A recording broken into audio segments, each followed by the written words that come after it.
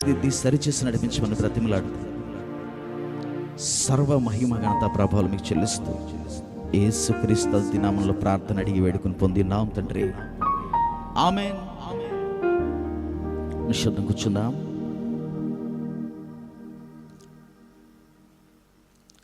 మేము సంతోషముగా ఉన్నాము అన్నవాళ్ళు ఇప్పుడు సంతోషంగా స్తోత్రం చెప్పండి. పరిశుద్ధాత్మ దేవుడు మన మధ్యలో సంచరిస్తున్నాడు నమ్ముతున్న వారు స్తోత్రం చెప్పండి. ఈ ఆరాధనలో నా భారం అంతా దేవుని పాదాల చెత్త దింపేశాను అన్నోళ్ళు స్తోత్రం చెప్పండి. మీరు చెప్తే నేను నిజమేనంటారా? నిజమేనా? నిజమండి అన్నోళ్ళు స్తోత్రం చెప్పండి. ఎందుకంటే ఇన్నిసార్లు స్తోత్రాలు చెప్పిస్తారు అని మీరు అనుకోవచ్చు. దేవుని బిడ్డలారా, స్తోత్ర వచనము పలుకుతున్నప్పుడు సాతానుకు చాలా మంట కలుగుతుంది. దేవునికి స్తోత్రం. ప్రభుని సంతోషపెట్టడమే కాదు, సాతాను గారిని చెత్తకొట్టి బాధపెట్టడం కూడా విశ్వాసులు నేర్చుకోవాలి. దేవునికి మహిమ కలుగునగాక. చాలా చోట్ల స్తోత్రం చెప్పినప్పుడు, హల్లెలూయా చెప్పినప్పుడు, ఎందుకంటే అన్నిసార్లు ఎందుకు చెప్తారండి స్తోత్రం? ఎందుకండి అంత స్తుతి దేనికండి అంటూ ఉంటారు. పాపం చాలా బాధ కలుగుతుంది నా పరిస్థితులు చూసినప్పుడు. ఎరికో గోడలు కేవలం స్తుతించుట ద్వారాగానే కూలాయి. దేవునికి స్తోత్రం. హల్లెలూయా. గిద్యోను కేవలం స్తుతించుట ద్వారాగానే లక్షల మందిని చంపగలిగాడు. దేవునికి మరొక మంచి పాట రాశాడు. స్తుతించిన సాతాన్ పారిపోతాడు, గొనిగితే తిరిగి వస్తాడు, స్తుతించి పాడి కోటను కూల్చుదా, స్తుతుల శక్తితో ఎరికో పట్టుదాం. దేవునికి స్తోత్రం. ఎరికో గోడలను కోల్చబోతున్న వారు స్తోత్రం చెప్పండి. హల్లెలూయా. ఆలస్యం చేయకుండా ఈ దిన వాక్య భాగంలోకి మనం వెళ్ళిపోదాం.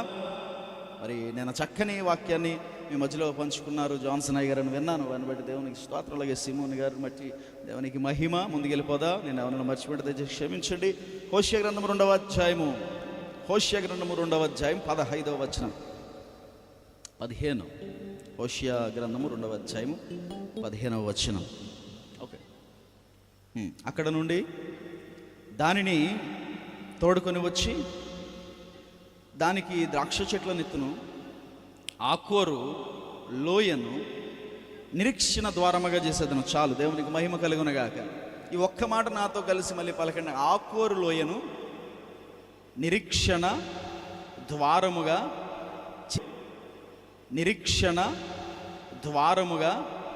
చేసేదను. ఇప్పుడు ఇలా పలకండి. శ్రమల లోయను నిరీక్షణ ద్వారముగా చేసేదను. ఈరోజు లోయల గుండా ప్రయాణం చేసి ముందుకెళ్దాం అందరం కలిసి. దేవునికి మహిమ కలుగునగాక. ఆమేన్. బైబిల్లో ఉన్న కొన్ని లోయలను మీకు చూపిస్తాను. ఆ లోయలలో ప్రయాణిస్తున్న వారు ఎవరో మిమ్మల్ని మీరు గుర్తు చేసుకుని ఆ లోయలో ఏం చేయాలో దాన్ని చేయవలసిందిగా మిమ్మల్ని మనవి చేసుకుంటున్నాను. దేవునికి మహిమ కలుగునగాక. ముందుగా ఈ ఆకోరులో ఏం జరిగింది, ఇక్కడ నిరీక్షణ ఎందుకు అవసరం అనేది తెలుసుకునే ముందు లోయల గురించి కొన్ని విషయాలు మనం తెలుసుకోవాల్సిన అవసరం ఉంది. ఎంతమందికి లోయ అనే పదానికి అర్థం తెలుసు? మేము లోయల్లో పడి వెళ్ళామండి. లోయను మాకు తెలుసు. లోయలో మేము ప్రయాణం చేసాము. స్తోత్రం చెప్పండి. లోయ నీకెవరికి మిగతా వారికి తెలీదా? లోయ అంటే ఏంటి?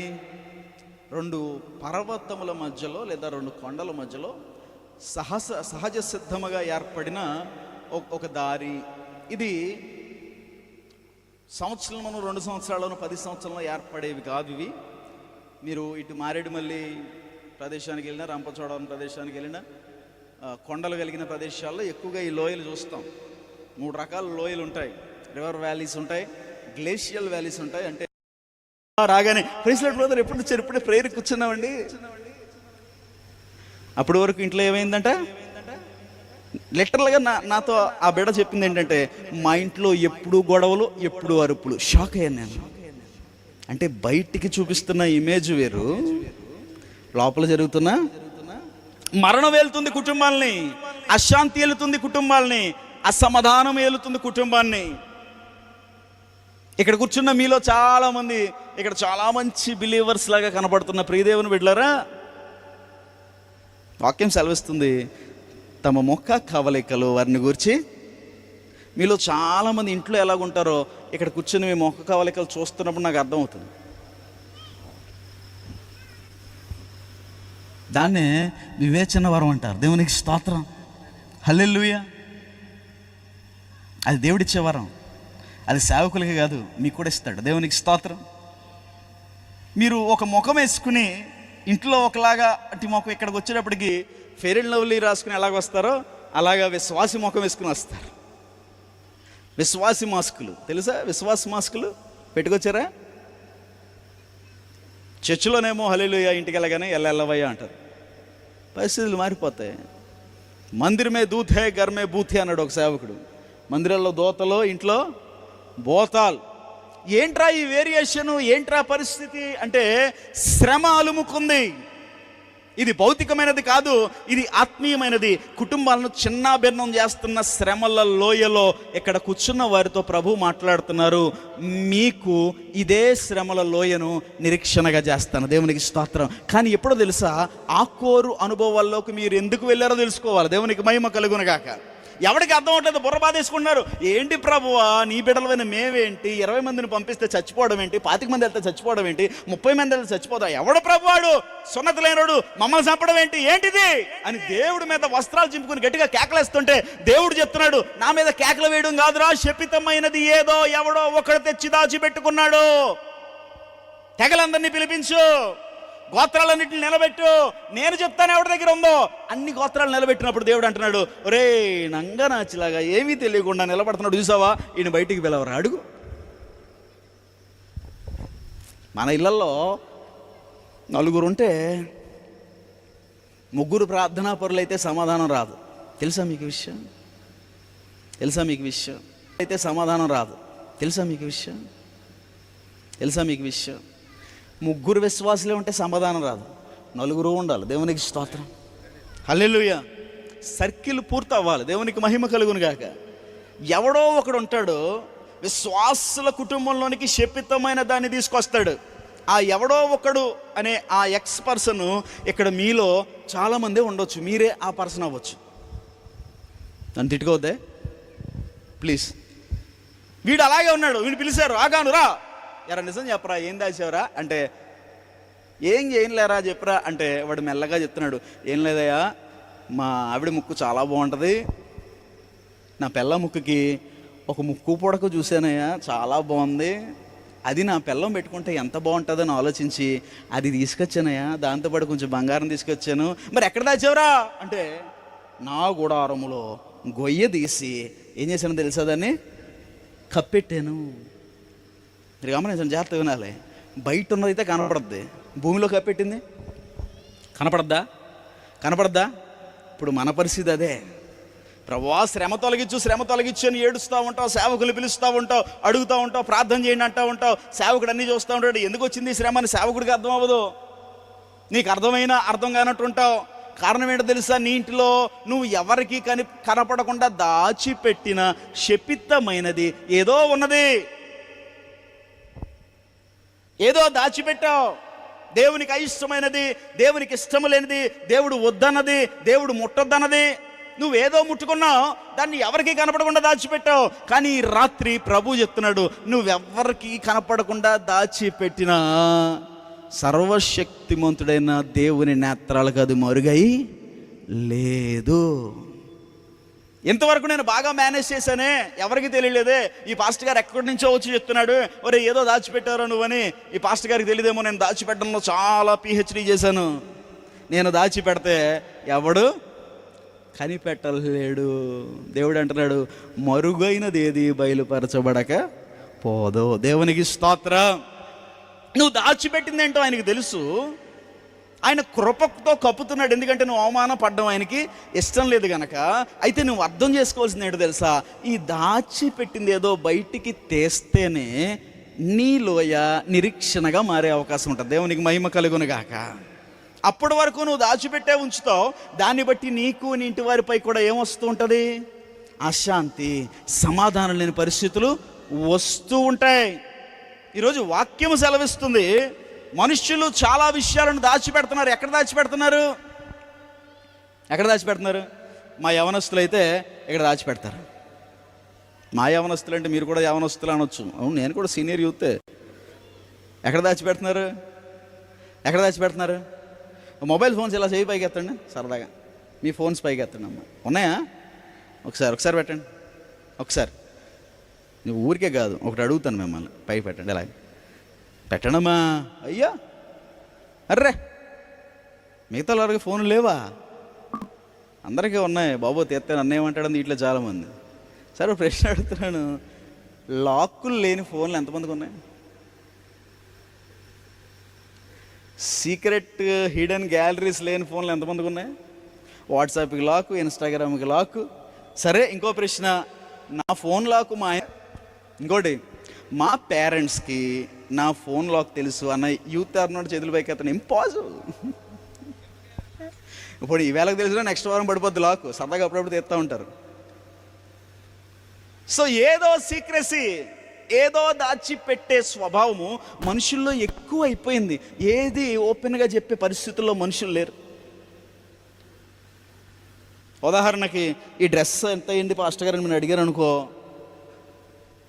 ఇది నాకు 1000 రూపాయలు 1200, నేనేమంటానంటే ఇది 10,000 అంటాను. దీని అసలు రేటు నేను దాచి పెడతాను. ఏదో కారు ఎప్పుడు తీశారు, ఆడు 50,000 కొంటాడే, భలే ఉంది కారు, ఎంత? 5 లక్షలు. ఎంత కొన్నాడు? సెకండ్ హ్యాండ్లో 50,000 కొన్నాడు. ఎంత చెప్తాడు? 5 లక్షలు. పక్కన ఏమన్నా అడిగాను, బ్రదరు మనం విశ్వాసం కదా ఇలా చెప్పకూడదు. దేవుడు నా మనకు అవమానకరం, 50,000తో కారు కొన్నా ఉంటే ఎలాగా? సిమోన్ గారు మమ్మల్ని ఎలా చూస్తాడు? ఎంత కొట్టుకున్నావు?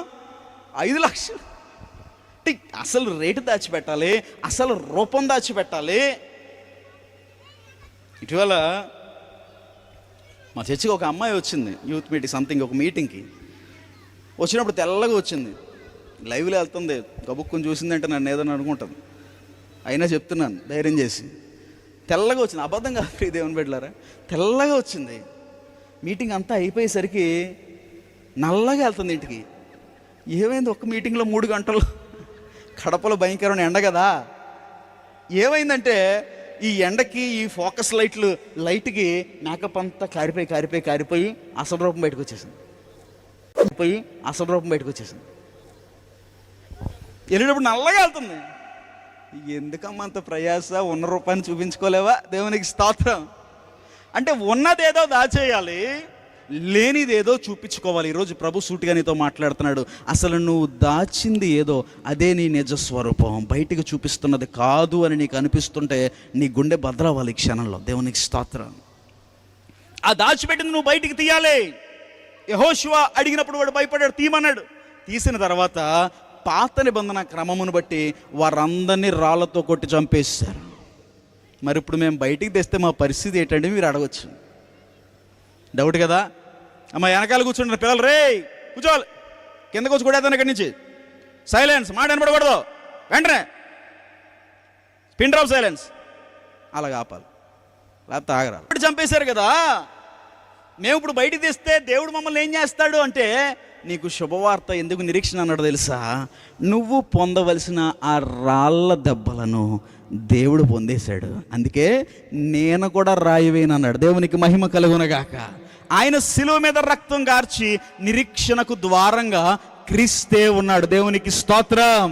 ఇప్పుడు నువ్వు దాచిపెట్టింది ఏదో ఈ రాత్రి బయటికి తెచ్చావనుకో దేవుని సన్నిధిలో, ఈ ఆకోరు లోయలో నుంచి నిన్ను నిరీక్షణలోకి నడిపించేస్తాడు. దేవునికి మహిమ కలుగునగాక.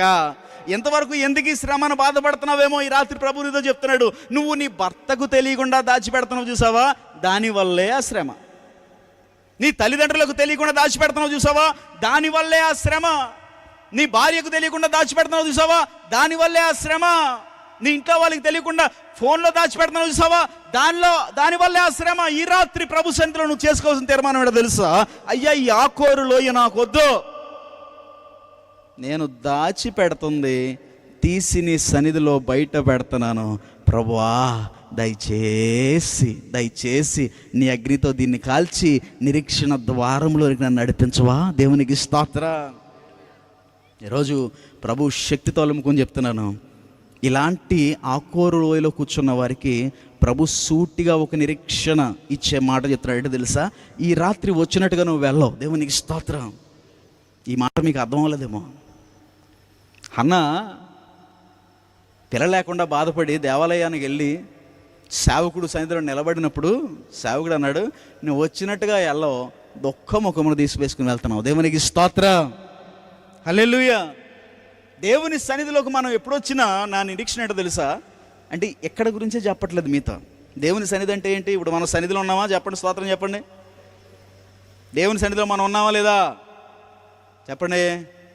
నేను ఇప్పుడు దేవుని సన్నిధిలో ఉన్నానని స్తోత్రం చెప్పండి. ఈ మాట రేపొద్దున ఆఫీస్కి వెళ్ళి చెప్తారా? చెప్పాలి. రేపొద్దున ఆఫీస్కి వెళ్ళి నేను దేవుని సన్నిధిలో ఉన్నాను అని మీ మేనేజర్తో చెప్పగలిగిన వాళ్ళు ఇప్పుడు స్తోత్రం చెప్పండి. ఈ మాట కాలేజీకి వెళ్ళి మీ ఫ్రెండ్స్తో నేను దేవుని సన్నిధిలో ఉన్నాను అని చెప్పగలిగిన వాళ్ళు స్తోత్రం చెప్పాలి. ఏలియా అహబు సన్నిధిలోకి వెళ్ళి అహబు మందిరంలోకి వెళ్ళి అంటున్నాడు, జీవము కలిగిన దేవుని సన్నిధిలో నిలవబడి చెప్తున్నాను, ఇప్పటి నుంచి ఆకాశంలో నుంచి వర్షం ఒక చుక్క కూడా పడదు. అహబు మందిరం దేవుని సన్నిధా? చెప్పాలి. దేవుని సన్నిధి అంటే ఏంటో తెలుసా ప్రియ దేవుని బిడ్డలారా? మీకు ఒక రాంగ్ పర్సెప్షన్ ఉంది. చర్చిలోకి వెళ్తే అబ్బా దేవుని సన్నిధిలోకి వచ్చామండి, ఎంత ప్రెజెన్స్. మీటింగ్కి వెళ్తే ఇలా వర్షిప్ జరిగితే అబ్బా దేవుని సన్నిధి రోజు బలమగా ఉందండి అంటూ ఉంటారు. ఎవరన్నా అన్న ఆరాధన పెడితే అన్న అక్క పాడుతుంటే అక్కడికి వెళ్ళి అబ్బా అన్న పాడుతుంటే దేవుని సన్నిధి బలంగా. దేవుని సన్నిధి అంటే నువ్వు వెళ్తే వచ్చేది కాదు, నీతో పాటు వచ్చేది. దేవునికి స్తోత్రం. నువ్వు ఎక్కడున్నా వచ్చేది, నువ్వు ఎక్కడ కూర్చున్నా వచ్చేది, నువ్వు ఎక్కడ నిలబడుతున్నా దేవుని సన్నిధి నీతో పాటు నడుస్తూ ఉంటుంది, కూర్చుంటూ ఉంటుంది, లేస్తూ ఉంటుంది. ఎటు తిరుగుతున్నా ఆ హస్తం నీతో పాటే ప్రయాణిస్తూ ఉంటుంది. దేవునికి మహిమ కలుగును గాక. దాన్ని దేవుని సన్నిధి అంటారు. ఇది ఎందుకు చెప్తున్నానంటే, ఏదైనా దేవునికి ఇష్టమైనది దాచిపెట్టుకుని దాన్ని కవర్ చేసుకుంటూ దానికి రంగులేస్తూ బయట పడకుండా మ్యానిపులేట్ చేస్తూ ఇబ్బంది పడుతూ కింద మీద పడుతూ టెన్షన్ పడుతూ దాచిపెట్టుకుంటున్న వాళ్ళ పైన దేవుని సన్నిధి ఉండదు. అలాంటి వారు ఇక్కడ కూర్చుంటే మీరు అర్థం చేసుకోవాల్సింది, ఇక్కడ మీరున్నా మీ పైన ఆయన సన్నిధి లేదని. అర్థమవుతుందా? ఎక్కడ మీరున్నా మీ పైన ఏం లేదు, ఆయన సన్నిధిలో ఉంటేనే నిరీక్షణ. ఎప్పుడు జరుగుతుంది అది? నువ్వు దాచిపెట్టిన రహస్యం ఏదో ఈరోజు బట్టబయలు చేయి దేవుని సన్నిధిలో. దేవునికి స్తోత్ర. అప్పుడేమొద్దో తెలుసా? ఆకోరు లోయ ఎలా అయిపోద్ది? నిరీక్షణ ద్వారంగా అయిపోతుంది. దేనికి దిగులు పడవు, ఏసేనా నిరీక్షణను బతుకుతావు ఈ రాత్రి నుంచి. దేవునికి మహిమ కలుగునుగాక. గట్టిగా ఆమేన్ చెప్దాం. హల్లెలూయా, హల్లెలూయా. ఇంకొన్ని లోయల్లోకి వెళ్దామా? ఇప్పుడు ఆకోరు లోయ అనగా ఏ లోయ చెప్పండి? శ్రమలోయ. అందులోంచి బయటికి రావాలంటే ఏం చేయాలి? దాచిపెట్టింది బయటికి తీయాలి. దేవుడు పరిశుద్ధాత్ముడు అగ్నితో దాన్ని కాల్చేయాలి. దేవునికి స్తోత్రం. గుర్తుపెట్టుకోండి. హల్లెలూయా. ఇప్పుడు ఆకోరు లోయలో నుంచి ఇంకొక లోయలోకి వెళదాం. యెహెజ్కేలు గ్రంథము 37వ అధ్యాయము 37వ అధ్యాయము 1వ వచనము నుంచి. యెహోవా హస్తము నా మీదకి వచ్చెను, నేను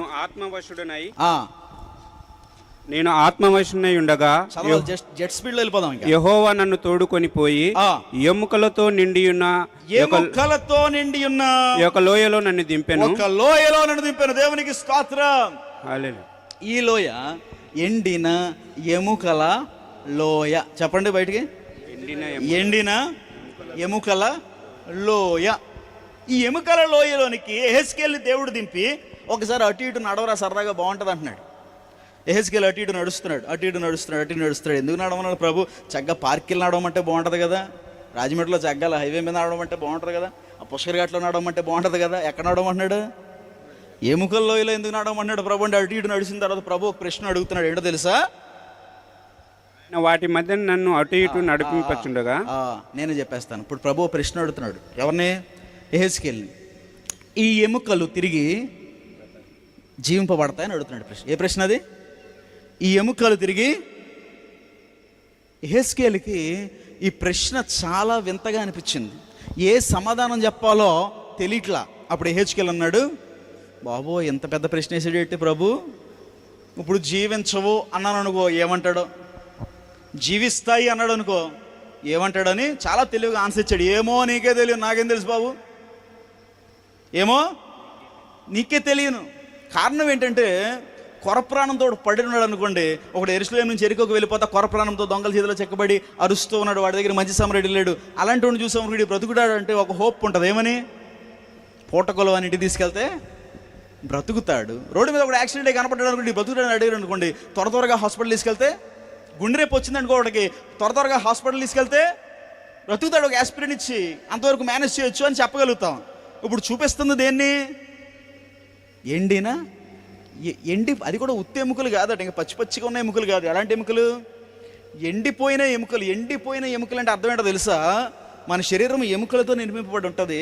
ఎముకల మధ్యలో మూలుగా ఉంటుంది. మీకు తెలుసా? అంతే కదా, తెలుసు మీకు. మూలుగలు తింటారు కదా, దేవునికి స్తోత్రం. ఆ మూలుగా మనం నడవడానికి, వంగడానికి, నిలబడడానికి, పరిగెట్టడానికి మన ఎముకలు ఫ్లెక్సిబుల్గా ఉండే ఇది చేస్తుంది. ఎండిన ఎముకల్లో మూలుగా కూడా ఉండదు, అటునింటి ఇచ్చి కనపడతా ఉంటుంది బోరలాగా. ఈ ఎండిపోయినది ఎలా బ్రతుకుతుందని చెప్పలేక ఏమో నీకే తెలియను. ఎండిన ఎముకల లోయ అంటే అర్థం ఏంటో తెలుసా? ఎ వ్యాలీ ఆఫ్ హోప్లెస్నెస్. జీవించడానికి ఆస్కారము, ఆశ లేని లోయ. ఏ లోయ? ఆశ లేని లోయ. మీలో చాలామంది ఈ లోయలో ఉంటారు. అయ్యా, అరే నీ బిడ్డ మార్మన్స్ పొందాడా అంటే అంటారు, ఏమోనండి నాకు వాడి మీద ఆశ. నీ భర్త తాగుడు మానేడా అంటే ఏమంటారు తెలుసా? ఏమో నాకు ఆశ లేదు. నీ బిడ్డలు పాస్ అవుతారా? ఏమో నాకు నమ్మకం లేదు. మీ అప్పులు తీరతాయా? ఏమో నాకు నమ్మకం లేదు. ఇంకా విచిత్రం ఏంటో తెలుసా? ఒక ఆవిడ ఒకసారి ప్రార్థన చేయించుకోవడానికి వచ్చి అంటుంది, మా ఆయన గురించి ప్రార్థన చేయండి అన్నది. ఏమ్మా అంటే, తాగి పడిపోతున్నాడండి, ప్రార్థన చేయండి అన్నది. సరే చేస్తానమ్మా అంటే ప్రార్థన చేస్తుంటే ఆవిడ ఉంది, దేవుడు వచ్చినాడు మారడండి అన్నది. ఏంటది? దేవుడు వచ్చి చెప్పినాడు. మరి ఎందుకు ప్రార్థన చేయమన్నావు నన్ను? నోటితోనేమో దేవుడు కూడా ఆడిని. మీరు చాలామంది డైలాగ్ వాడుంటారు మీ పిల్లలతో, అరే దేవుడు కూడా నేను బాగు చేయలేడురా. ఈ మాట వాడిన వాళ్ళు నిజంగా చేపాకెత్తాను చూద్దాం. ఈ మాట అసలు నేను జీవితంలో వాడలేదు, నిజంగా చెప్తాను. నేను చూద్దామని ఆశ. నేనైతే వాడాను ప్రియదేవుని బిడ్డలు, అబద్ధాలు. మీరందరూ వాడేశారు ఈ మాట. ఏమాట? దేవుడు కూడా నన్ను బాగు, దేవుడు కూడా ఇది. మరి అంతోడి దానికి దేవుడు నమ్ముకోవడం ఎందుకమ్మా? నమ్మితే పూర్తిగా నమ్మాలా. దేవుడు కూడా చేయలేడు నువ్వే చెప్తా, మళ్ళీ ఆదివారం చర్చకొస్తావు, ఇలాంటి సభలకు వస్తావు, లాస్ట్లో వచ్చేమంటావు ప్రార్థన చేయండి. దేవుడు కార్యం చెయ్యాలి. ఈ ఎముకల లోయ ఏంటంటే ఆశలు లేని లోయ. మీలో చాలా మందికి ఆశలు లోపించిన స్థితిలో ఉంటారు. డాక్టర్స్ చెప్తారు ఇంకా నీకు చావు తప్ప శరణ్యం. ఆశలు లోపించిన స్థితిలో ఉంటారు. డాక్టర్స్ చెప్తారు ఇంకా నీకు చావు తప్ప శరణ్యం. ఉన్నంతకాలం అలాగా మందులు వాడితే బతికే అయ్యా, ఎప్పటికప్పుడు నువ్వు చచ్చిపోతావు. ఇంకొక హోప్ నీకు లేదు. ఇంకా నీ అప్పులు తీరే అవకాశం లేదమ్మా. ఉన్నంతకాలం అలా వడ్డీలు తీసుకుని ఇందులో పెట్టి మేనేజ్ చేయి. ఇంక నీ బిడ్డ పాస్ అయ్యే అవకాశం లేదు. ఇంక మీ ఆయన త్రాగుడు మానే అవకాశం లేదు. నువ్వే ఏదోటి చేసుకో అని సలహాలు ఇస్తున్నప్పుడు వారితో వత్తాసు పలికేవారు క్రైస్తవులు అనబడరు. దేవునికి స్తోత్రం, హల్లెలూయా.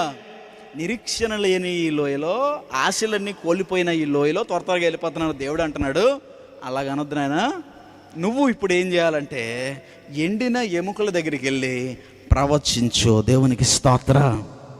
చెప్పలు గట్టిగా ఏం చేయాలి? ప్రవచించు. ఈరోజు ఇక్కడ ఒక ప్రశ్న అడుగుతాను మిమ్మల్ని. మేము తరచు మా ఇంటిలో పరిస్థితులలో, మేము వెళ్తున్న ఇబ్బందుల్లో ప్రవచిస్తూ ఉంటామన్న వాళ్ళు చేతులు పైకి ఎత్తండి.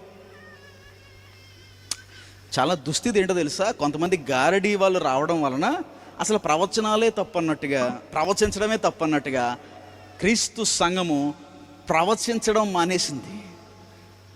ఎముకల లోయలో నుంచి, ఆశలు లేని లోయలో నుంచి నువ్వు గనక నీ ఆశలు చిగురించాలంటే దేవునికి స్తోత్రం. యెషయి మొద్దు నుండి ఏమొచ్చింది? ఎలా వచ్చిందో తెలుసా? ప్రవచనము ద్వారాగా వచ్చింది. దేవునికి స్తోత్రం. ప్రవచనము లేకుండా చిగురు లేదు. ప్రవచనము ద్వారాగా చిగురించింది.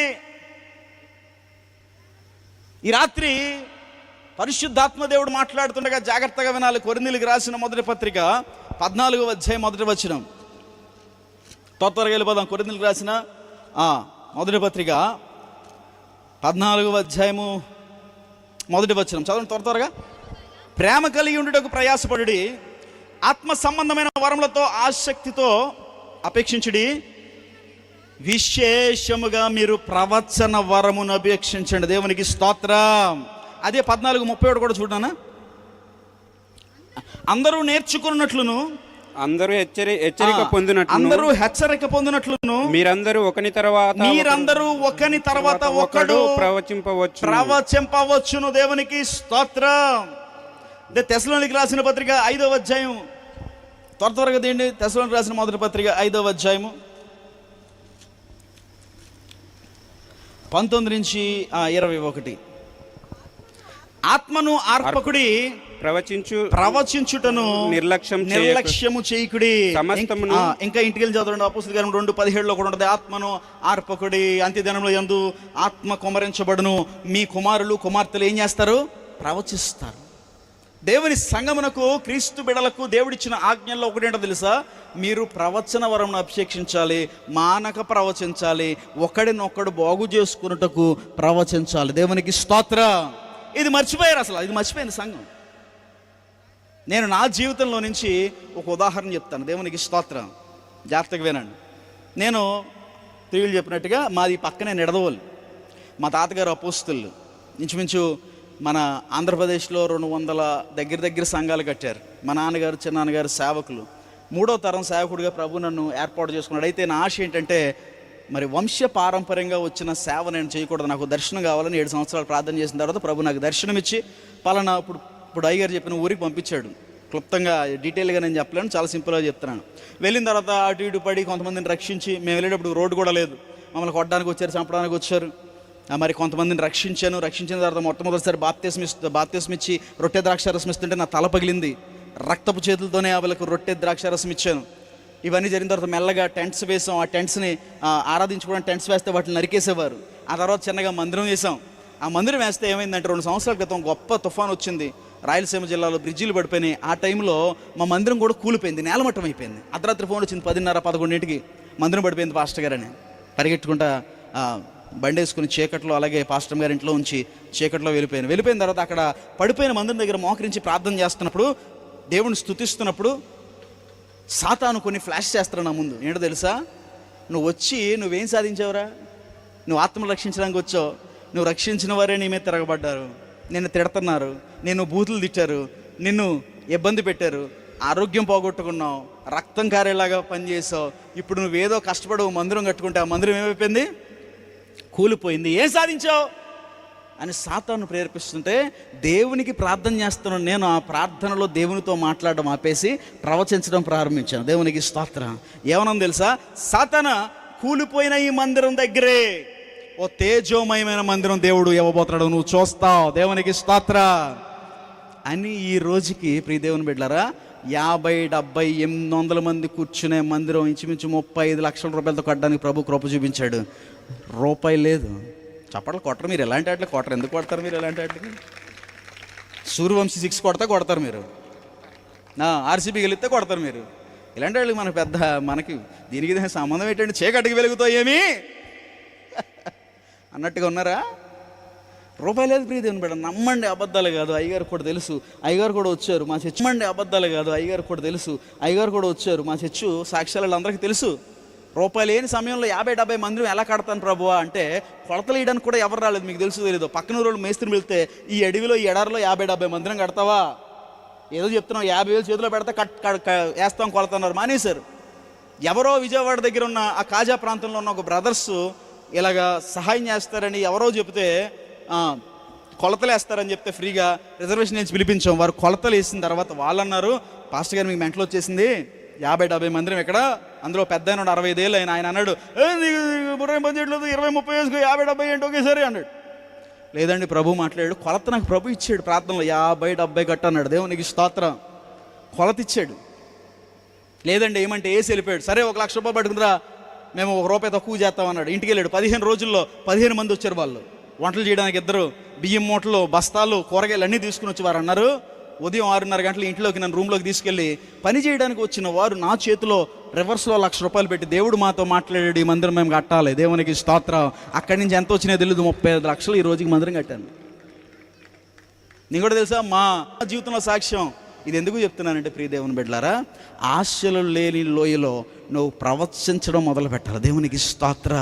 ఆ ప్రవచనం ఎలా పనిచేస్తుందో నీకు తెలీదు. నీ పరిస్థితులు తారుమారైపోతాయి. ఎంతవరకు నా జీవితం మారదులే. వాక్యం చెప్తుంది, జీవ మరణములు ఏ వశం అంట? నాలుక వశం. ఏది పలుకుతావో దాని ఫలము నీవు. ఈడు పనికి మాలినాడు, నా బిడ్డ చచ్చిపోతాడు, ఈడు ఎందుకు పనికిరాడు, ఈడు ఆడు నిజంగానే అలాగైపోతాడు. ఎందుకు అలాగంటావు? ఈడు మారడు, నేను మారను, నా పరిస్థితి మారదు. లేదు లేదు, ఈ రోజు నుంచి ప్రవచించు. నా దేవుడు ఆశలు లేని ఈ పరిస్థితులలో నన్ను చిగురు వేయించబోతున్నాడు. దేవునికి స్తోత్రం. నువ్వు పలుకు. ఇక్కడ ఎవరైనా మీలో ఉంటే, మేము ఇల్లు కడతామండి అని ఆశ లేదని మీలో ఉంటే నువ్వు పలుకు. దేవుడు శూన్యములో నుంచి భూమి ఇచ్చినోడికి నాకు ఇల్లు ఇవ్వడం ఎంతసేపు అండి? దేవునికి స్తోత్ర. దాని మీద మన ఆశ కాదు, కానీ మనము దేవుని మహిమ కొరకు ప్రవచించాలి. దేవునికి స్తోత్రం. ప్రవచించడం నేర్చుకోవాలి. ప్రవచన వరము కొరకు వేడుకోనండి. దేవునికి మహిమ కలుగును గాక. 2 లోయలు మీకు చెప్పాను. ఒకటే లోయ ఆకోరు లోయ. అంటే ఏ లోయ అది? శ్రమల లోయ. ఆ శ్రమలో నుంచి తప్పించుకోవాలంటే ఏం చేయాలి? దాచిపెట్టింది నీ భర్తకు తెలియకుండా, భార్యకు తెలియకుండా, తల్లిదండ్రులు తెలియకుండా, నీ సేవకుడికి తెలియకుండా, నీ సంఘానికి తెలియకుండా, దేవుడు కూడా చూడడేమో అనుకుని దాచిపెడుతున్నది ఏం చేయాలి? ఈ రాత్రి తీసేయాలి. అది ఎలా మారిపోద్ది? నిరీక్షణగా మారిపోద్ది. 2వ లోయ ఏ లోయ చెప్పాలి? ఎండిన ఎముకల లోయ. అంటే ఆశలు లేని లోయ. ఇందులో నువ్వేం చేయాలి? ప్రవచించాలి. దేవునికి స్తోత్ర. ఈ రాత్రి ప్రవచించు, ఆత్మ కొమ్మరింపబడునుగాక. ఆమేన్. 3వది చెప్పి నేను ముగించేస్తాను. మేము వింటాం. ఈ లాస్ట్ లోయ కూడా మాకు చాలా 10-15 లోయలు ఉన్నాయి. అది చెప్పడానికి మా సమయం లేదు. ఇంకోటి చెప్తానన్నాను అంతే. స్తోత్రం చెప్పండి. ఇంకొంచెం గట్టి చెప్పండి. హల్లెలూయా. ఈ లోయలో ఉన్నవారికి, నేను చెప్పబోయే లోయలో ఉన్నవారికి ఈ రాత్రి గొప్ప గొప్ప ఆనందం కలగబోతుంది. దేవునికి స్తోత్రం. లేట్ చేయకుండా వెళ్ళిపోదాం. దేవునికి స్తోత్రం. హల్లెలూయా. కీర్తనల గ్రంథము 84వ అధ్యాయము 6వ వచనం. కీర్తనల గ్రంథము 84వ అధ్యాయము 6వ వచనం. వారు బాకాలోయలోబడి వెళ్ళుచు, వారు బాకాలోయలోబడి వెళ్ళుచు దాన్ని జలమయముగా చేదురు. తొలకరి వాన దాన్ని దీవెనలతో కప్పును. తొలకరి వాన దానిని దీవెనలతో కప్పును. దేవునికి స్తోత్రం. మొట్టమొదటి ఏ లోయ? బాకాలోయ. 2వది లేదోయ? మొట్టమొదటి బాకాలోయ. ఏదయ్యా నేనేం చెప్తా చేస్తారు మీరు? ఇప్పుడు నన్ను చూడండి, నన్ను చూడండి. ఇప్పుడు అందరూ చూస్తున్నారా? ఇప్పుడు అందరూ మీరు ఇలాగ చెవులు పట్టుకోండి. ఇలా త్వరగా మీరు అందరూ ఇలా చెవులు పట్టుకోవాలి వెంటనే. పట్టుకో. నేనేం చెప్పాను తెలుసు మీకు? చెవులు పట్టుకోండి అన్నాను. మీరేం చేశారు? అంటే నేను చేస్తున్నారు తప్ప బాడీ ప్రెజెంట్, మైండ్ ఆబ్సెంట్. నా హావభావాలు చూస్తున్నారు తప్ప నేను ఈడేం మాట్లాడుతున్నాడు అలా ఉండదు. దేవుని బిడ్డలారా, దేవునికి స్తోత్రం. ప్రెజెన్స్ ఆఫ్ మైండ్తో ఉండాలి. దేవునికి మహిమ కలుగునుగాక. బలవంతులమై ఉండాలి. దేవునికి స్తోత్రం. హల్లెలూయా.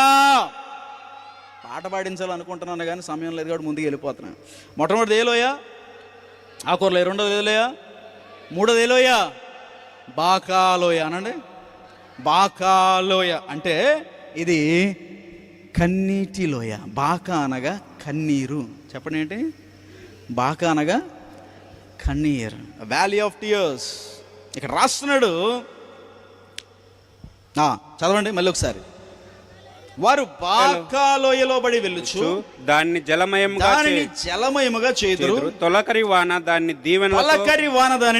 దీవెనలతో కప్పును. కన్నీటి లోయలలో నే కృంగిన సమయములో,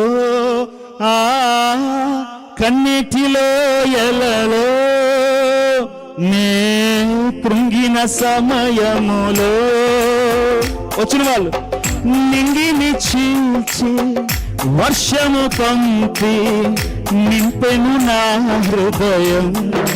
యేసు నింపెను పాడలేరా.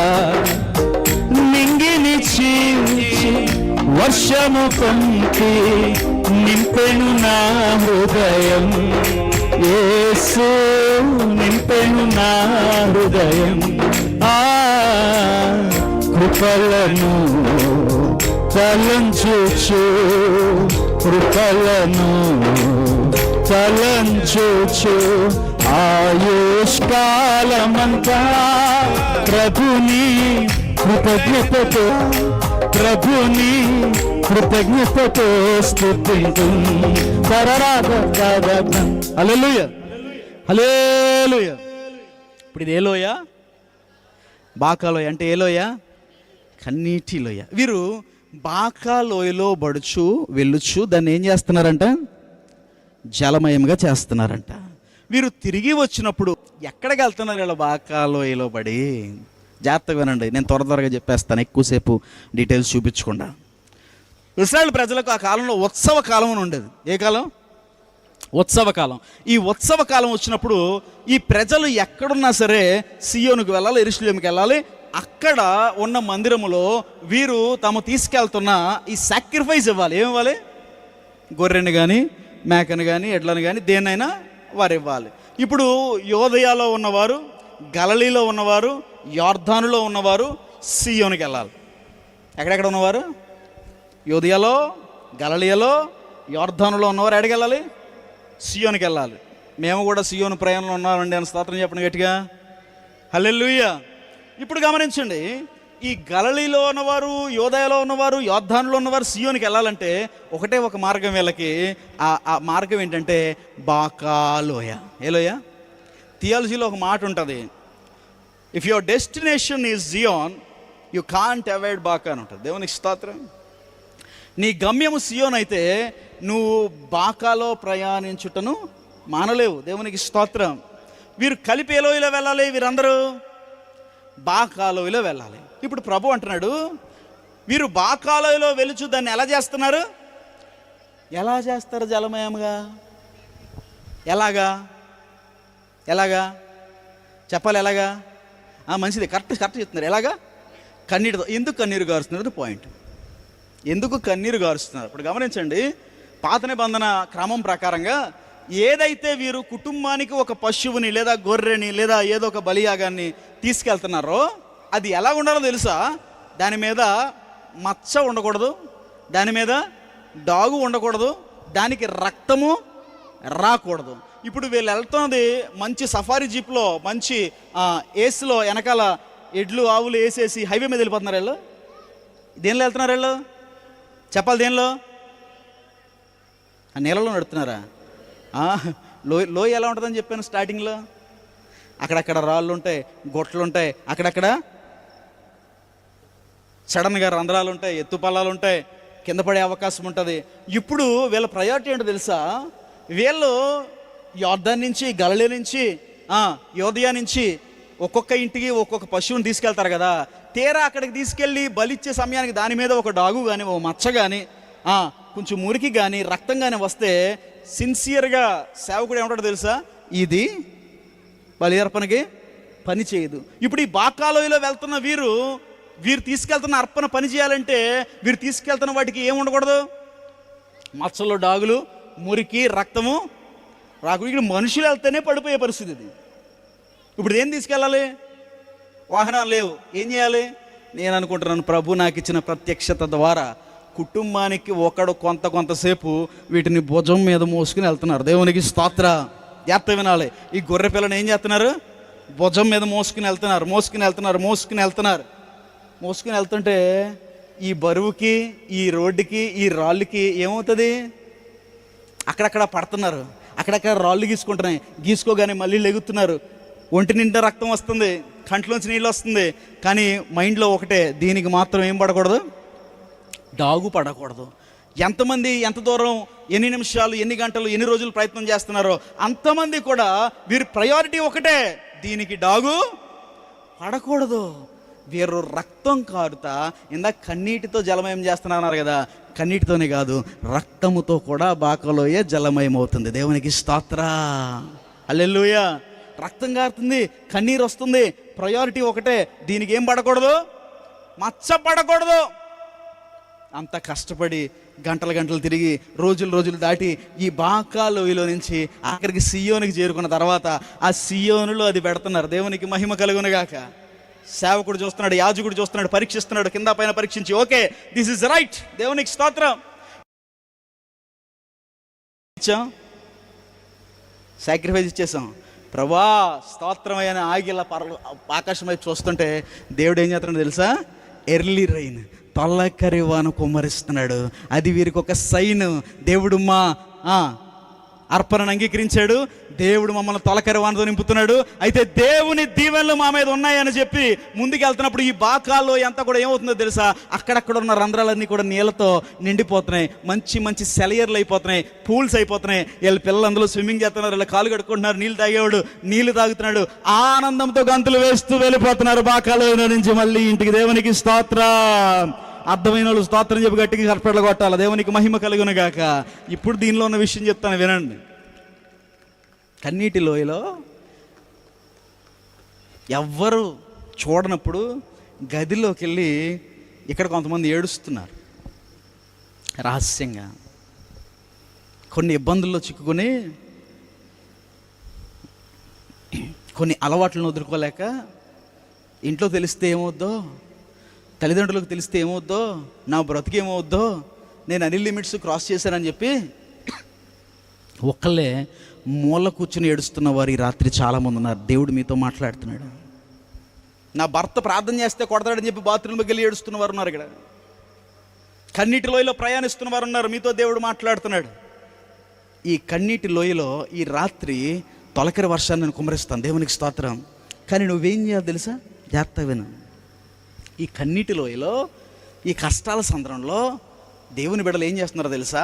కొంచెం ఊరట కోసం దేవుని దగ్గరికి కాకుండా సాతాను దగ్గరికి పరిగెడుతున్నారు, పాపంలోకి పరిగెడుతున్నారు, లోకంలోకి పరిగెడుతున్నారు, ఓన్లీ ప్లెజర్స్ కోసం ఆశపడుతున్నారు, త్రాగుడు దగ్గరికి వెళ్తున్నారు, వ్యభిచారం దగ్గరికి వెళ్తున్నారు. దేవునికి అయిష్టమైనవి చేయడానికి వెళ్ళి నాకు ఈ శ్రమలో కొంచెం రిలీఫ్గా ఉందండి అదని చెప్పి లోకాన్ని ఆశ్రయిస్తున్నారు. మీకు చెప్తున్నా, ఈ రాత్రి వారికి తొలకరి వాన కురవడానికి కారణం ఏంటో తెలుసా? జాగ్రత్త, చెవులు పెద్దగా వేసి చూడండి. తొలకరి వాన కురవడానికి కారణం ఏంటో తెలుసా? వీరు చేసిన ప్రయాణం కాదు. జాగ్రత్త వినాలి. మీరు అనుకునేరేమో కష్టపడి రక్తం గార్చి కన్నీరు గార్చారు కనుక తొలకరి వాన కురిసిందని మీరు అనుకుంటున్నారు. మీరు అందరూ కాదు, వినాలి. మరి ఏంటండి అని బొరబద్దలుకుంటున్నారా? చెప్తాను, వినాలి. వీరు చేసిన ప్రయాణం కాదు, వీరు కార్చిన రక్తం కాదు, వీరు కార్చిన కన్నీరు కాదు. జాగ్రత్తగా వినాలి. ప్రతి సభలోనూ కన్నీరు గారుతుంటారు చాలామంది వచ్చి, కానీ జీవితాలు మారో. ఈరోజు కూడా కన్నీరు గారుతారు కానీ జీవితాలు మారో. కన్నీరు రక్తం కాదు. ఏంటో తెలుసా? వీరు ఏదైతే అర్పణను తీసుకెళ్తున్నారో వినాలి, దానికి డాగు అంటకుండా తీసుకెళ్ళిన కారణంగా తొలకరి వాన కురిసింది. దేవునికి స్తోత్రం. అర్పణ ఏంటో తెలుసా? జాగ్రత్తగా విను తల్లి, నీ సాక్ష్యమే అర్పణ. దేవునికి స్తోత్రం. కన్నీటి లోయలో, ఇబ్బందుల సంద్రములో, కష్టాలున్నా, ఇబ్బందులున్నా, శ్రమలున్నా, ఎంత కష్టమైనా నీ సాక్ష్యాన్ని కాపాడుకుంటే నీ కన్నీటి లోయను తొలకరి వానతో నింపుతాడు. దేవునికి స్తోత్రం. నీ సాక్ష్యాన్ని నువ్వు కాపాడుకోకుండా సాక్ష్యాన్ని తాకట్టు పెడుతూ అపవాదికి, శత్రువుకి, లోకంలో ఉన్న ఆనందాలకి వెళ్ళిపోతూ నన్ను ఎవరో చూడలేదు అనుకుంటా ఓన్లీ ప్లెజర్స్ దగ్గరికి వెళ్ళి చేతులు చాపి సాతాను దగ్గర అడుక్కుంటున్న వారు ఉన్నారేమో. జాగ్రత్త. ఒక్క పూట కూటి కొరకు జ్యేష్ఠత్వం అమ్ముకున్న యాషావు వంటి వారు మీలో ఎవరైనా ఉన్నారేమో పరీక్షించి చూసుకోండి అని దేవుని వాక్యం సెలవిస్తుంది. ఎంత శ్రమలోనండి, ఎంత కష్టంలో మరి కొంచెం ప్లెజర్ కావాలి కదండి, నాకు కొంచెం సంతోషం కావాలి కదండి, కొంచెం అప్పుడప్పుడు ఒక పెగ్గండి, అప్పుడప్పుడు ఒక వ్యభిచారం అండి, అప్పుడప్పుడు ఒక సినిమా అండి, అప్పుడప్పుడు ఒక తాగుడండి, అప్పుడప్పుడు అండి కాదు. అంతము వరకు సహించిన వారే ఏం ముందుకుంటారు? దేవునికి స్తోత్రం. ఈ కన్నీటి లోయలో, ఈ బాకా లోయలో ఈ రాత్రి నువ్వు తీర్మానం చేసుకోవాలి, ఎంత కష్టమైన నా సాక్ష్యాన్ని నమ్ముకోను. దేవునికి స్తోత్రం. ఎంతవరకు అటు ఇటు తిరిగానేమో, ఒక్క డాగు పడకుండా నన్ను నేను కాపాడుకోవడానికి ఎన్ని ప్రయత్నాలు చేయాలో అన్ని ప్రయత్నాలు చేయాలి. నువ్వు కనుక తీర్మానం చేసుకున్నావా, పడిన ప్రతిసారి, జారిపోతున్న ప్రతిసారి దూతలకు ఆజ్ఞాపించి నువ్వు లేవనెత్తడం కానీ సిద్ధంగా ఉన్నాడు. దేవునికి స్తోత్రం. నీ శక్తి సరిపోదేమో, ఆయన శక్తి అన్నిటికీ మించిన. దేవునికి మహిమ కలుగునుగాక. కన్నీటి లోయలో ఉన్న బిడ్డలారా, ప్రభు మీతో వాగ్దానం చేస్తున్నాడు, గంతులు వేస్తూ వెళ్ళబోతున్నారు మీరు. దేవునికి స్తోత్రం. ఆనందముతో తొలకరి వానతో వెళ్ళబోతున్నారు ఈ రాత్రి. దేవునికి మహిమ కలుగునుగాక. కానీ మీకు మీరు చేసినట్టు తెలుసా? ఏం చేయాలి? ఓ తీర్మానం తీసుకోవాలి. ఏంటి తెలుసా? ఎక్కడి నుంచి డాగు పడకుండా నా సాక్ష్య జీవితాన్ని కాపాడుకోవాలి. ఈరోజు సాక్ష్య జీవితాన్ని అమ్మేసుకుంటూ తాకట్టు పెట్టుకుంటూ వాక్యం చెప్తున్నట్టుగా వారు సిగ్గుపడవలసిన విషయములు ఎందు వారు ఏం చేస్తున్నారంట? అతిశయపడుచున్నారు. మనం సిగ్గుపడాలి, లోకముతో సమానంగా బతుకుతున్నందుకు. కానీ దానిలో అతిశయం. లోకంలో ఉన్నవన్నీ మన జీవితాల్లో ఉన్నది సిగ్గుపడాలి, కానీ దానిలో అతిశయం కాదు. ప్రియ దేవుని బిడ్డలారా, నా దగ్గర సమయం లేదు, మెట్టుకు నేను చెప్తున్నది ఒకటే, మీరు ఆకోరు లోయలో ఉంటే ఏం చేయాలి? దాచిపెట్టింది ఏంటో బయటికి తీయండి. ఈ ప్రార్థనలో, ఈ లాస్ట్ చేస్తున్న ఈ ఆరాధనలో ఒప్పుకోండి దేవుని దగ్గర, విడిచిపెట్టండి. రెండోది ఎలోయది ఎముకల లోయ. ఆశలు లేని జీవితంలో నువ్వు ప్రవచించడం మొదలు పెట్టాలి. దేవునికి స్తోత్రం. మూడోది ఎలోయ బాకా లోయ. నువ్వు కన్నీటితో రక్తముతో జలమలిము చేస్తున్న పరిస్థితుల్లో నువ్వు ఉన్న ఈ రాత్రి తొలక్కరి వానం కురవబోతుంది. ఒక్క చిన్న మాట ఎంతో చెప్పు, అయ్యా నేను నా సాక్ష్యాన్ని కాపాడుకుంటాను, అయ్యా ఇక నుంచి అయ్యా నేను నిలబడతానని ఒక్క మాట ఏందో చెప్పు. అలాగే లేచి నిలబడదా. ప్రభు ఈ రాత్రి మనల్ని అందరినీ దర్శించిపోతున్నాడు. ప్రియ దేవుని బిడ్డలారా, ఏ లోయలో మీరు ఉన్నప్పటికీ ఈ రాత్రి నా దేవుడు మీతో మాట్లాడాడు. మీరే లోయలో ఉన్నారో దానికి సొల్యూషన్ కూడా చెప్పాడు ప్రభు ఈ రాత్రి. నువ్వే లోయలో ఉన్నావో అందులో నుంచి బయటికి వచ్చి ఇక్కడి నుంచి వెళ్ళిపోవాలి. నువ్వు అందులో ఇక ఉండడానికి వీల్లేదు. రెండు చేతులు పైకెత్తు. ఇక సమయము లేదన్నట్టుగా కన్నీరు వేయడం మొదలెట్టు. కళ్ళు మూసుకోండి, చేతులు పైకెత్తండి. ఆయన రాకడకు సమయము సమీపించింది. ప్రియ దేవుని బిడ్డలారా, క్రైస్తవులను మన దగ్గర ఇంకా సమయం లేదు. మనం పరిపూర్ణ మొగుటకు మన దగ్గర ఇంకా ఎంతో సమయం లేదు. లోకాశలు, లోకంలో ఏదో సాధించాలన్న కోరికలు, ఇవన్నీ కాదు. మన గమ్యం పరలోకం, మన గమ్యం సియోను. మన ప్రయాణము బాకా అయితే మన గమ్యం సియోన్ అయి ఉండాలి. కళ్ళు మూసుకోనండి, చేతుల పైకెత్తండి, చేతుల పైకెత్తండి, చేతుల పైకెత్తండి, చేతుల పైకెత్తండి. అయ్యా లోయల్లో ఉన్నానయ్యా. తమ్ముడు ఈ మేజర్ పట్టుకో. దేవుని వైపు చూడు, దేవుని వైపు చూడు. కళ్ళు తెరవద్దు దయచేసి, ఎవరు కళ్ళు తెరవద్దు దయచేసి. ప్రాణాత్మ దేహంతో పోయబడదాం ఆయన సన్నిధిలో.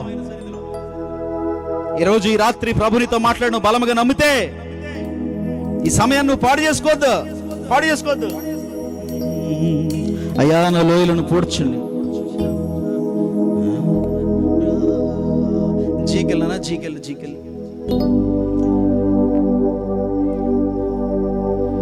రాజు వస్తున్నాడు, ఆయుధమౌదా మన యేసు వస్తున్నాడు, ఎదురు ఎల్లుదా. లోయలెల్లా పూడ్చబడాలి. Yes lord. కొండలు కోనలు కదలిపోవాలి, వక్ర మార్గము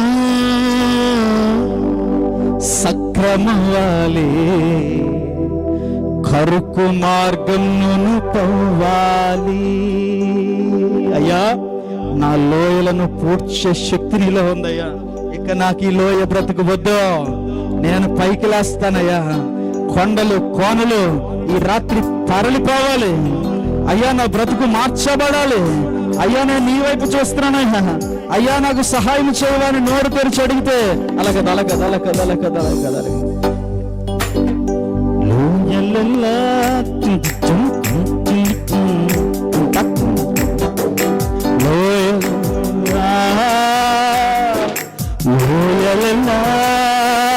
కూర్చబడాలి, కొండలు కోనలు కదలిపోవాలి, వక్ర మార్గము సక్రమవాలి, కరుకు మార్గమును పోవాలి. అడిగేసేనే నా లోయలెల్లా కూర్చబడాలి, కొండలు కోనలు కదలిపోవాలి, వక్ర మార్గము సక్రమవాలి, కరుకు మార్గమును పోవాలి. ఎందుకో తెలుసా? రాజు వస్తున్నాడు, ఆయుధమౌదా. రాజు రాజు వస్తున్నాడు ఆయుక్తమవుదా, యేసు వస్తున్నాడు ఎదురు వెళ్ళుదా, మన యేసు వస్తున్నాడు ఎదురు వెళ్ళుదా. లోయలెల్లా కూర్చబడాలి, ఎస్, కొండలు కోనలు కదలిపోవాలి, వక్ర మార్గము సక్రమవాలి, కరుకు మార్గమును పోవాలి. ప్రార్థన చేయి, అయ్యా ఆ కోరులో నేను ఉన్నానయ్యా, నాకు నిరీక్షణ లేదన్నట్టుగా నేను బ్రతుకుతున్నాను తండ్రి, నాకు నిరీక్షణ మీదే కదయ్యా. అయ్యా దాచిపెట్టిందేదో బయటికి తెస్తున్నానయ్యా, నా తల్లిదండ్రులకు తెలియకుండా దాచిపెట్టిందిగా బయటికి తెస్తున్నాను, నా భార్యకు తెలియకుండా దాచిపెట్టింది బయటికి తెస్తున్నాను, నా భర్తకు తెలియకుండా దాచిపెట్టింది బయటికి తెస్తున్నాను. దయచేసి నన్ను క్షమించండి అయ్యా. అయ్యా నా ఈ లోయ నిరీక్షణ ద్వారముగా మారిపోవాలి.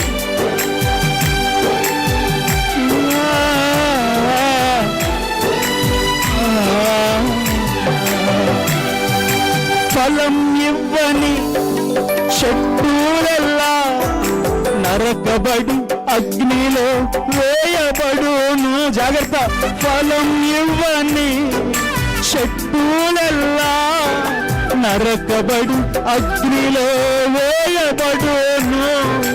రాజు వస్తున్నాడు ఆయుక్తమవుదా, రాజు వస్తున్నాడు ఆయుక్తమవుదా, మా యేసు వస్తున్నాడు ఎదురు వెళ్ళుదా. యేసు వస్తున్నాడు ఎదురు వెళ్ళమా. లోయలెల్లా కూర్చబడాలి, ఎస్, కొండలు కోనలు కలిపోవాలి, శరమ వక్ర మార్గము హోలి సక్రమవాలి, కరుకు మార్గమును పోవాలి. ఇక దేవుడిని ఎదుర్కోవాలంటే పరిశుద్ధులుగా మచ్చలు లేక బ్రతకాలి. మచ్చలుంటే యాజకుడు అంగీకరించడు. ఈ రక్షణ అంగీ డాగు పడితే దేవుడు అంగీకరించడు. ఆ వివాహ మహోత్సవానికి పెళ్లి వస్త్రం మీ దగ్గర ఉండాలి.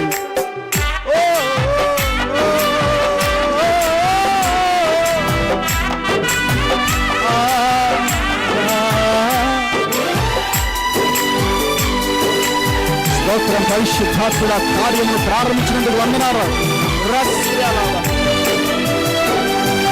పరిశుద్ధులుగా మచ్చలు లేక ప్రభుకై జీవించి సాగిపోదామా.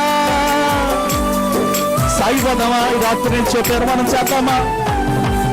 పరిశుద్ధులుగా మచ్చలు లేక ప్రభుకై జీవించి సాగిపోదా. రాజు వస్తున్నాడు ఆయుక్తమవుదా, రాజు వస్తున్నాడు ఆయుక్తమవుదా, మన యేసు వస్తున్నాడు ఎదురు వెళ్ళుదా, మన యేసు వస్తున్నాడు ఎదురు వెళ్ళుదా. లోయలెల్లా కూర్చబడాలి, కొండలు కోనలు కదలిపోవాలి, వక్ర మార్గము సక్రమవాలి, కరకు మార్గం నునుకోవాలి.